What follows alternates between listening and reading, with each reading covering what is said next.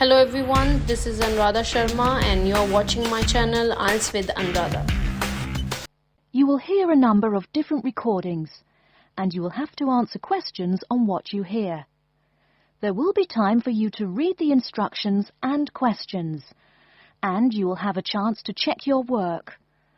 All the recordings will be played once only. The test is in 4 sections. At the end of the test, you will be given 10 minutes to transfer your answers to an answer sheet. Now turn to Section 1. Section 1. You will hear a conversation between a housing agent and a college student who wants to rent a house. First, you have some time to look at questions 1 to 4.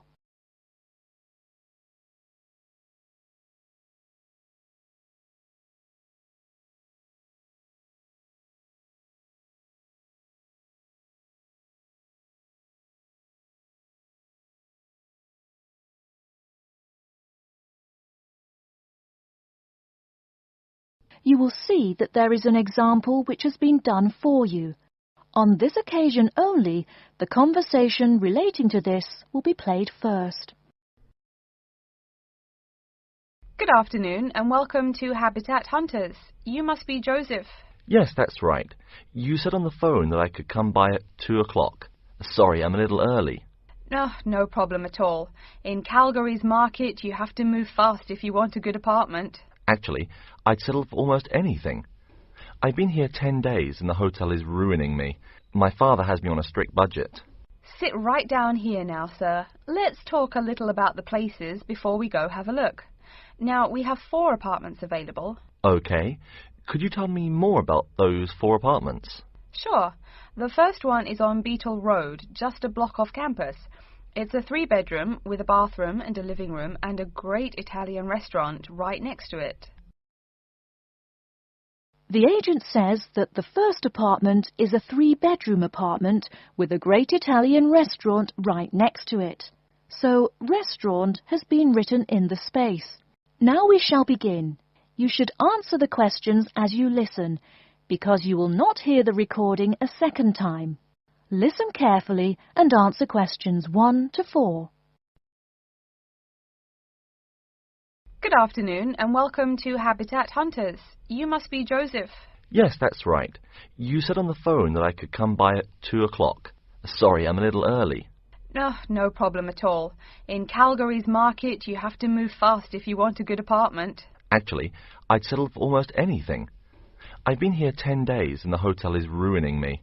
My father has me on a strict budget. Sit right down here now, sir. Let's talk a little about the places before we go have a look. Now, we have 4 apartments available. Okay.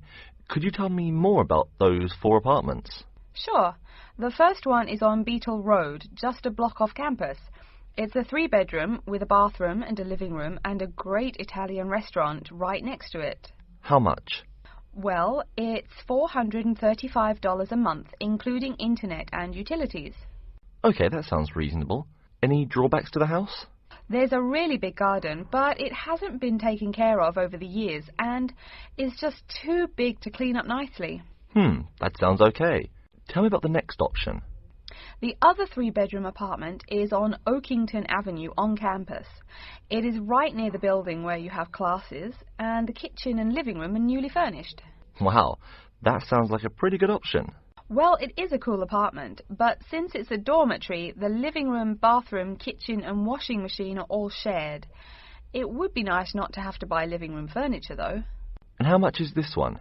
$400 per month for a bedroom with an air conditioner. For a bedroom without an air conditioner, you would pay less, $340 for it. Yikes. Even with the air conditioner, it sounds really inconvenient to have to share facilities. I'll never cook if I have to walk down the hall to use the kitchen. Yeah, that's true.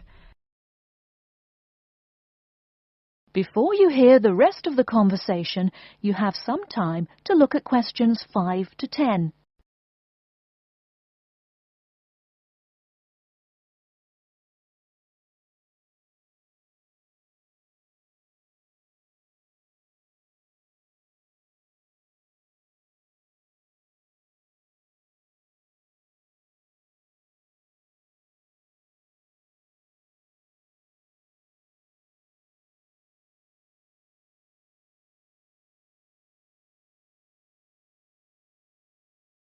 Now listen and answer questions 5 to 10.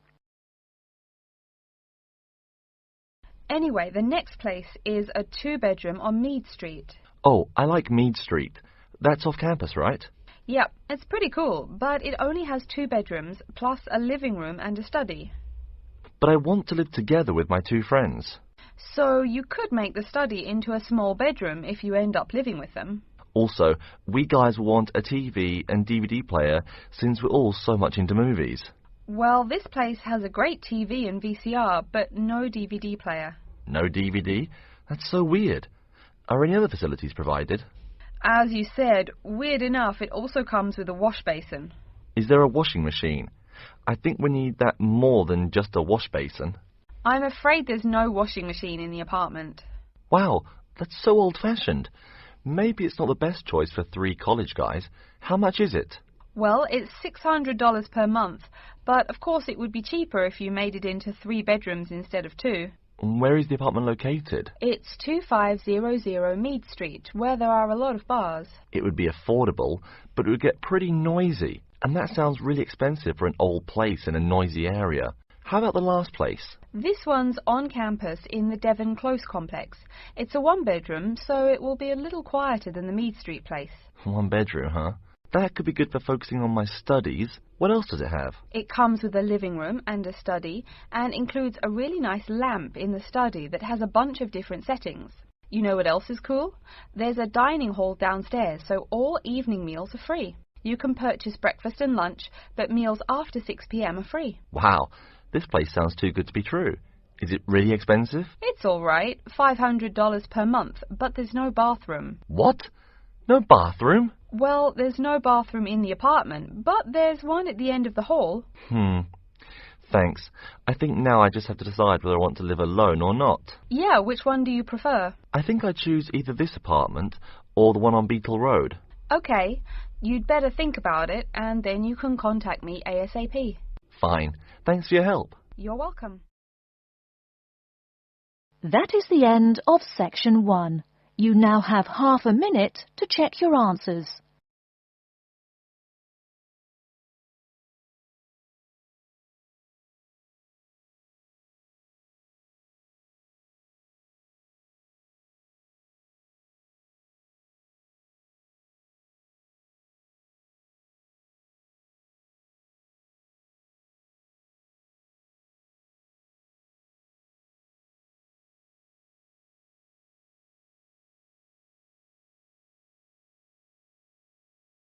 Now turn to section 2. Section 2. You'll hear a talk about the waste collection in Baltimore. First, you have some time to look at questions 11 to 15.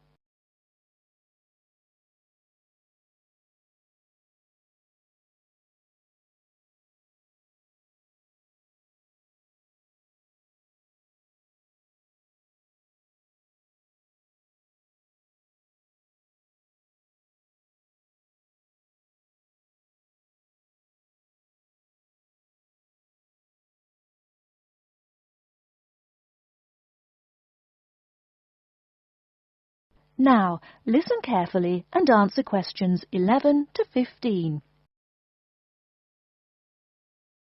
Hi folks, my name is Loretta Johnston, and I'm here from the Baltimore Department of Public Waste.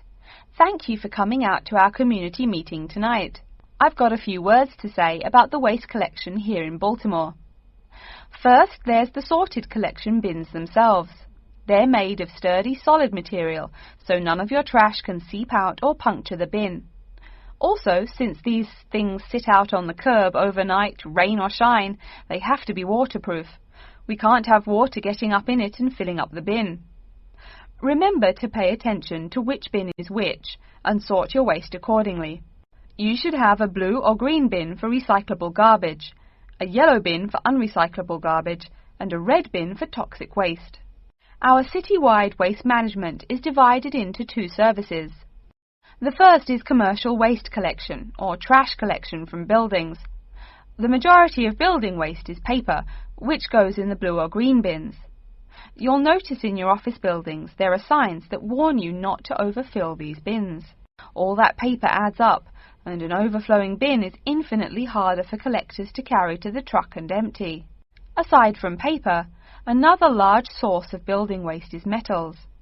Metals such as tin and aluminium can be put in the yellow recycle bins, but metals like lead and copper should be disposed of in the red bins.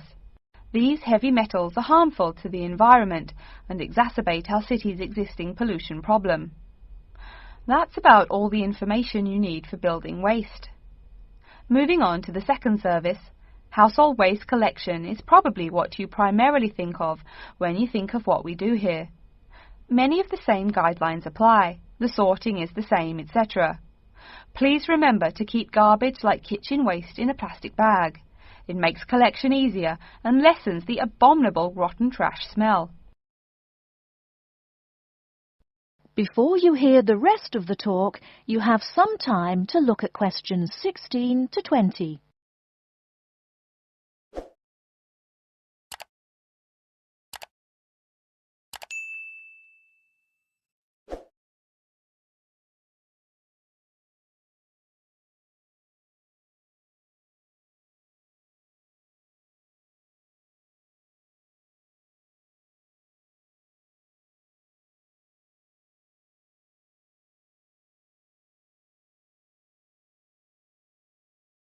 Now listen and answer questions 16 to 20.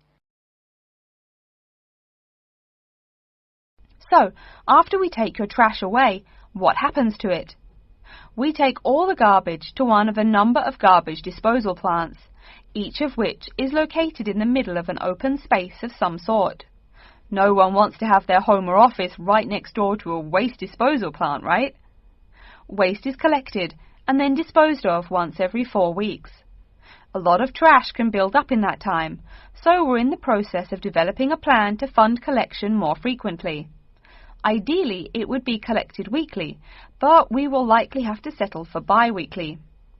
The garbage trucks make their rounds to clear the bins at night in order to avoid traffic. I'm sure you've seen how much waste your own household produces in a given week. Now imagine all the trash produced by all the households in Baltimore. It's a lot, right? It may surprise you that this amount is only marginal compared to commercial waste.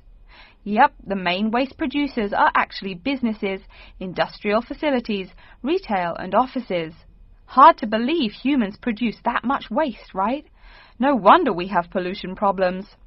Anyway, after all incoming waste is sorted, recyclables are sent to a recycling plant, while garbage and toxic waste are transported to their respective areas of the plant for treatment.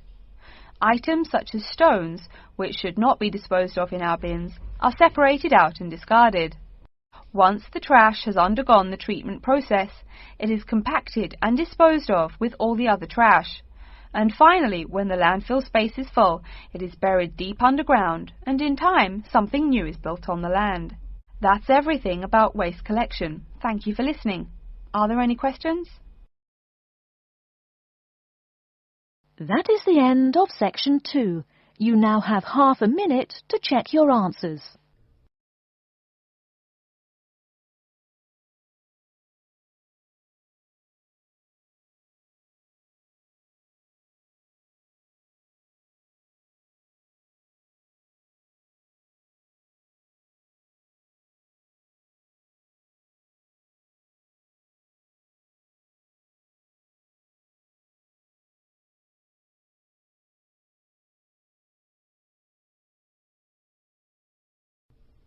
Now turn to section 3.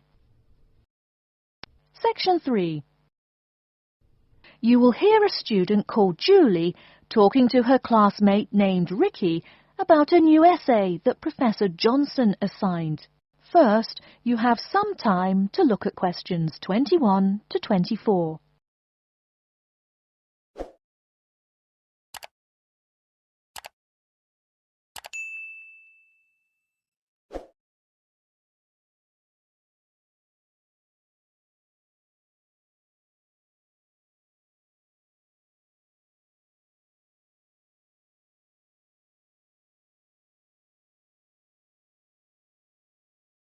Now, listen carefully and answer questions 21 to 24. Hi, Julie, it's Ricky. Hi, Ricky. How are you? I noticed you weren't in psychology today. I'm feeling sick, so I didn't go to school today. Would you mind telling me what I missed in class? Sure thing. I'm sorry you're not feeling well.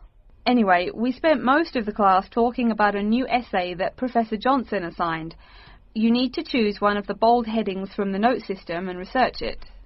Wow, I picked the wrong day to miss class, huh? You sure did.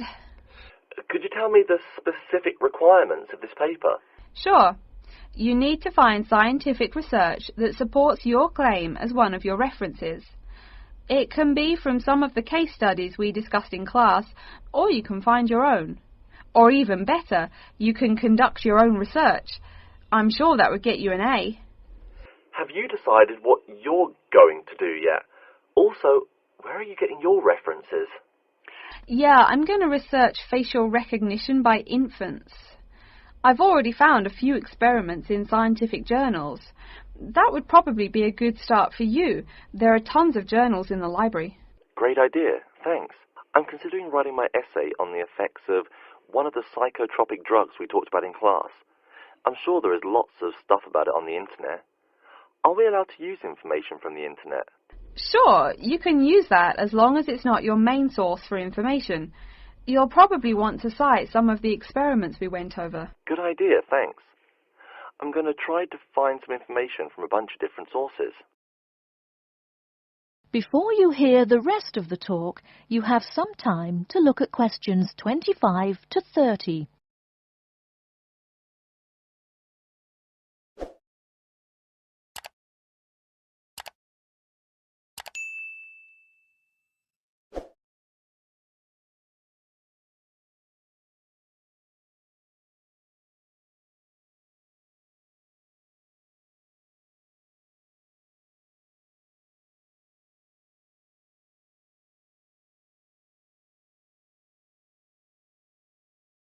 Now listen and answer questions 25 to 30.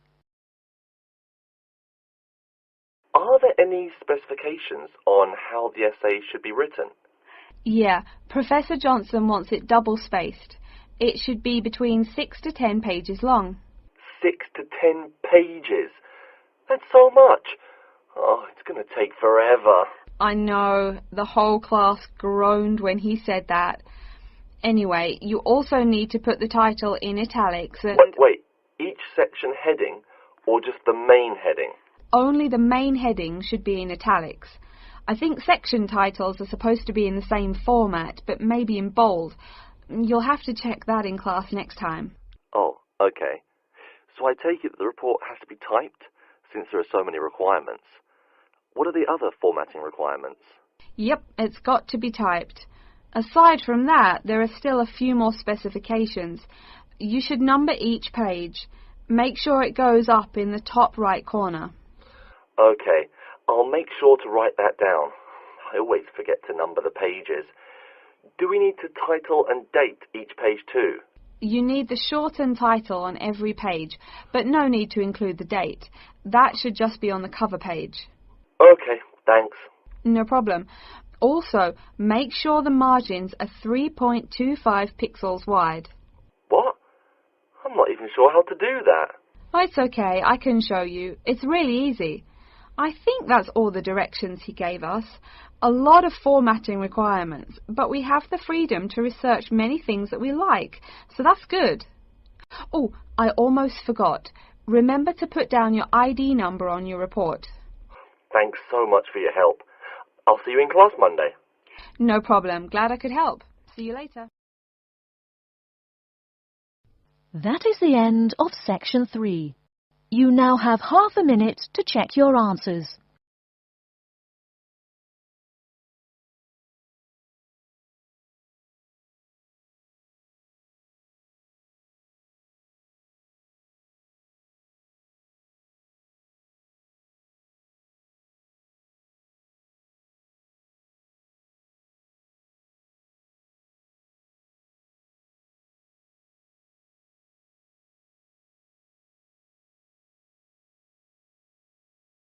Now turn to section 4. Section 4. You will hear a lecture on environmental science. First, you have some time to look at questions 31 to 40.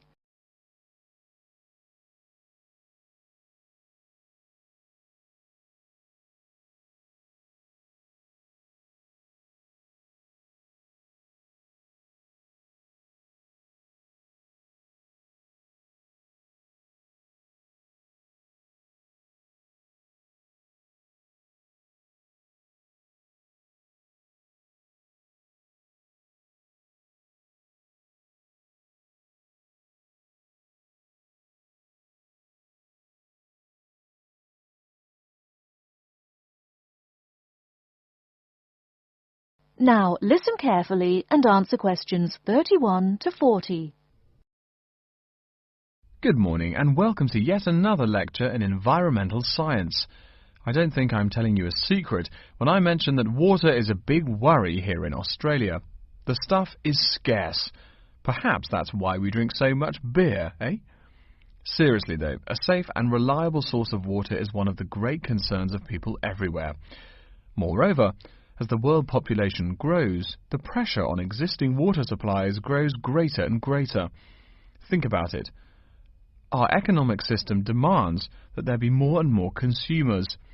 The growing number of people has been tied to climate change, including droughts. So more people means less water. But our economic system demands a high birth rate.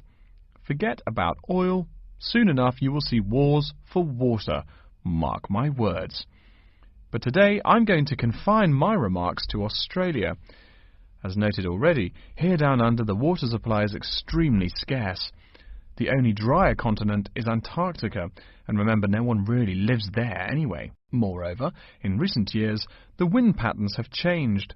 Rain that used to fall on the country now falls out to sea hundreds of miles to the south. Now, when I speak of people needing water, most of you probably think of drinking. Certainly everyone needs water for drinking, but surprising as it may sound, drinking is not anywhere near being the main use for water. Most water is actually used for washing. When you take a shower, you probably use well over 100 litres of water. Every time you flush your toilet, that's about 8 litres, but most people drink no more than 2 litres or so per day. So, where to get water? It could be obtained from rainwater, but often rainfall consists of other harmful pollutants that evaporated with the water. In fact, acid rain, an intense example of this, causes harmful effects on the wildlife of the habitat on which it falls. Water from underground could also be used, though it is more difficult to contain and often must go through an extensive cleansing process. The purest water is found in rivers, creeks, lakes and dams. And, sad to say, Australia has precious few of these. Really, how many of your hometowns have rivers? Year-round rivers, I mean. The soil tends to be sandy, so water soaks into the ground. Many places are rocky too, so 87% of the rainfall is lost to evaporation. That's almost twice the evaporation rate in my native Canada. Speaking of rain, we already heard how rainfall is diminishing here in Oceania. The quantity itself isn't the only problem either. Going back to the problems with obtaining rainwater, a further problem is that rain is a useful source of water only if air pollution is fairly mild. Again, you're in a situation where you can't win. You need water where most people live. People tend to build cities where rainfall is adequate, but then modern cities tend to feature polluted air, which renders the rain far less easily usable. Okay, let's take a look at the table here.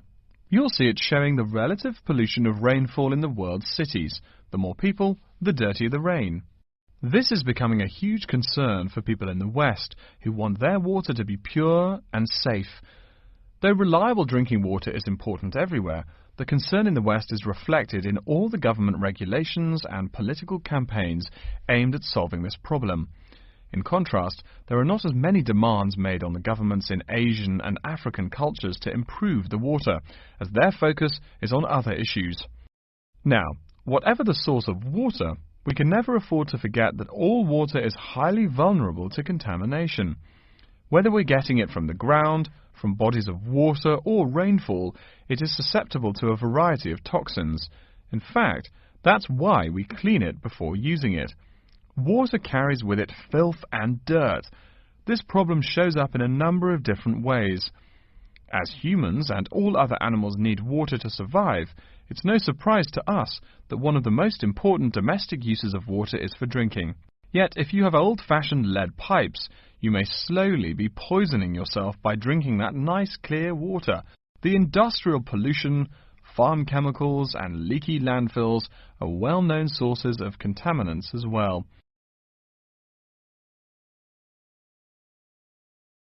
So what is being done to ensure we Australians a safe and steady supply of drinking water? There are a lot of initiatives that make admirable efforts to remedy this issue. We'll be talking about this when we meet again on Thursday, but as a preview, I can tell you that so far the amount of real solutions that have been produced is not nearly adequate. Traditionally, we've been very free in this country. That means that every person and every province tend to go its own way. So the mechanisms for water management are, in a word, insufficient. To begin seeing how this is so, I want you to read something before our next class. Though a lot of previous data on water usage and water management are inconclusive and have thus caused quite a concern, we can learn a lot from the contents of reports written on the subject. The basis for the government's water policy is the 1989 White Paper reporting on water use, present and future. If you compare the numbers offered in the paper with those in the text, you'll find that the report is rather untrustworthy. Truth being told, I'm being too kind when I say that. That is the end of section 4. You now have half a minute to check your answers.